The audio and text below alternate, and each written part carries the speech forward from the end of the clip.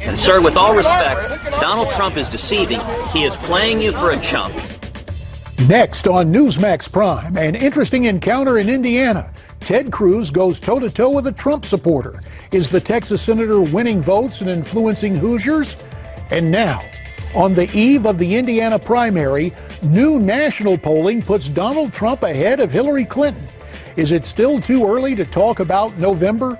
And talking about your money, President Obama plans to spend more on illegal alien juveniles than what the average Social Security retiree gets. We'll get your calls on that, and also on what General Michael Hayden has to say about Iraq, as well as the likelihood of sleeper cells in this country.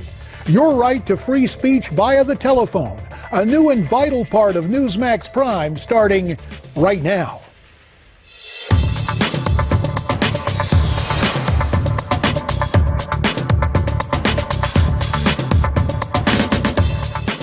Good evening and welcome to the Monday night edition of Newsmax Prime. I'm J.D. Hayworth. Of prime interest tonight, the end in Indiana. Tomorrow night, the votes will be counted. But tonight, we take stock of a statewide poll that looks pretty good for the Republican frontrunner.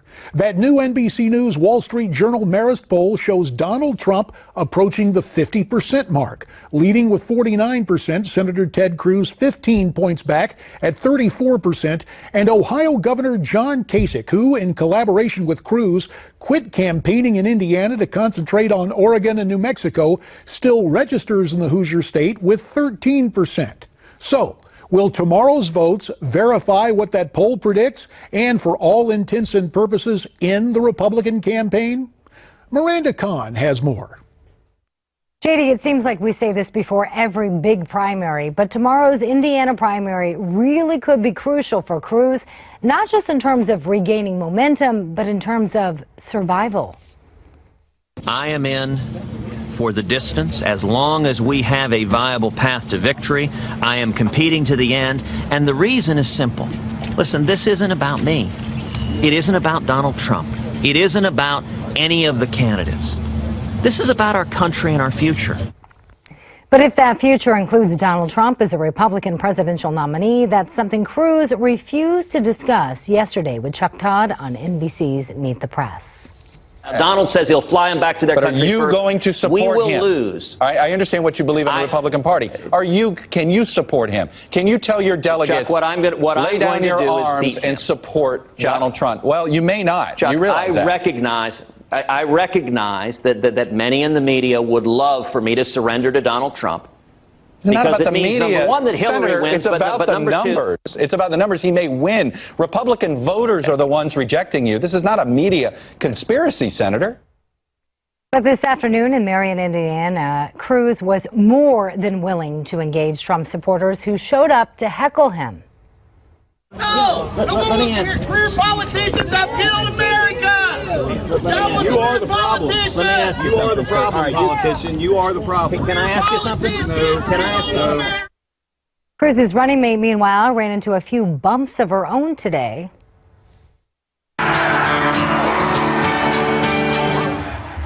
So the question now is, can the Cruz-Carly ticket regain its footing and seal the deal away from the Donald? Not if Trump can help it. If we win Indiana, it's over, okay? And Trump may be right. There are 57 delegates up for grabs in Indiana. And if tomorrow proves to be anything like last Tuesday, where Trump won all 5 primaries, Cruz may have more to worry about than just delegates. JD, back to you. Thanks, Miranda. Now for this quick reminder, we'll be taking your calls for the next hour at 1-877-NEWSMAX. That's 1-877-639-7629. Call us with a short question or a succinct comment. We'll put you on the air live. Again, the number 1-877-NEWSMAX. Here at Newsmax TV, we're not here to tell you what to think. We're inviting you to call in and share your views, because we truly are America's forum. Now, for more on what's happening in Indiana, we're pleased to be joined by pollster John Zogby of Zogby Analytics, Skyping in tonight from Utica, New York. John, also the director of the Keenan Center for Entrepreneurship and Ethics at Lemoyne College, and the co-author of the book, First Global's Understanding, Managing, and Unleashing Our Millennial Generation. And joining us, speaking of college, from the place where I went to school, Raleigh, North Carolina, as a proud NC State alum, I always talk about getting back to Raleigh, and I'm doing that electronically, or at least via Skype, with Republican ad maker and media strategist Marc Rotterman. Marc, first to you. Is Indiana, in fact, the last stand for Ted Cruz? Or if you were advising him, what would you be telling him tonight? I think I'd tell him to stop being so combative, really, JD. I think he's gone off the rail in the last couple of days. He hasn't really had any good media weeks since Wisconsin. I think that's a problem for him. I don't think he's passing the likability test right now. He needs to find, if he loses tomorrow, he needs to find a graceful way out. And because he's got a long career ahead of him. He's 45 years old. He could run 10 years from now, 20 years from now. But going down the way he's going down now, and presuming these polls are right, I think it's all over but the crying tomorrow night. Well, let's talk to John Zogby about the polls. John, you spend your time looking at numbers, and the polls in Indiana have been all over the place. The new poll that I cited earlier was, there's another poll out there that has Cruz with a large majority. What you're seeing right here is a national poll that I'll get to in a second. Let's come back and concentrate with John on Indiana right now. Your take on what you've seen in an average of the polls, or this latest from NBC News and Marist. You know, the interesting thing is it had been tightening up in Indiana down to about a 5 or 8 point Trump lead, and then a big alliance, or whatever you want to call it, between Kasich and Cruz, that announcement.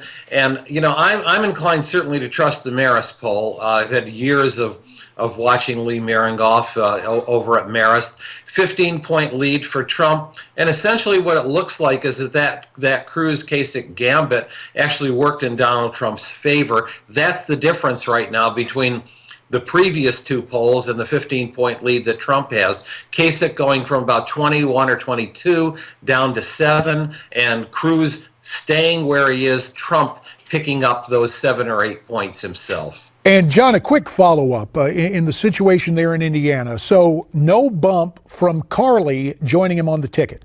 None whatsoever. All right. None whatsoever. And it was hard to see that as a strategy for Indiana anyway. I mean, she you know, certainly had impressive kinds of debate performances and good credentials. But this was, if anything, this was a Reagan-Schweiker sort of thing for later on prior to the convention, not for Indiana. It looked desperate, and it appears in the final analysis, as Marc would suggest, that it was desperate. All right, Marc, something else interesting happens, and in a campaign, you can have good days and bad days, but when you fall behind, it seems like the problems are compounded. For example, Heidi Cruz, who a few weeks ago actually brought Senator Cruz back with Donald Trump and some ill-advised attacks. Heidi was out on the campaign trail, and she may have accidentally brought back his Canadian birth as an issue. Let's listen and watch. Ted is an immigrant. He is Hispanic. We can unify this party. An immigrant, he's Hispanic. The Cruz campaign quick to follow up saying Heidi misspoke. That's something they did not need at this juncture, did they, Marc? No, they fell in right into Donald Trump's trap that he's a Canadian by birth and he's not really an American. And look, this is their first time out. I admire Senator Cruz. I think he's very bright. He's one of the brightest guys I've ever talked to, but I just do not think it's his time. And what you're seeing is rookie mistakes at this point, JD, and Heidi just made one. But in fairness, Ted Cruz is an incredible debater, great legal mind. Later in this program, we'll watch his exchange this afternoon with the Trump supporters. I thought that the senator handled himself pretty well. But John Zogby, again, your polling expertise is needed because a new Rasmussen Reports poll came out today. It shows Donald Trump taking a lead over Hillary Clinton nationally, 41 to 39%. 13% say they like somebody else, and 5% are unsure. John, you've been out in the field, within the last 10 days. Your take on the Rasmussen poll and what you perhaps found yourself a few days back. I think Scott's old company, Rasmussen, that is absolutely correct, because he asks the key question, or would you choose someone else, giving people that proper alternative. I have the race tightening, but the important thing is when you add that anyone else, and you get the best known woman in the world, who represents the Democratic Party, which has not only a history of electoral college advantage, but also a demographic advantage. And you've got her polling 38, 39, even 40%. That is terrible. She's in deep trouble right now at this stage. Well, you are making news tonight with your analysis, John Zogby. Meantime, Bill Kristol, editor of the Weekly Standard, one of the standard bearers in the Stop Trump movement, has put out a hypothetical short list of candidates he would like to see make an independent run. Topping that list was Mitt Romney and Marco Rubio, but earlier tonight, our own Steve Malzberg caught up with Bill Kristol and asked Mr. Kristol if he was changing his attitude now about Donald Trump. Take a look.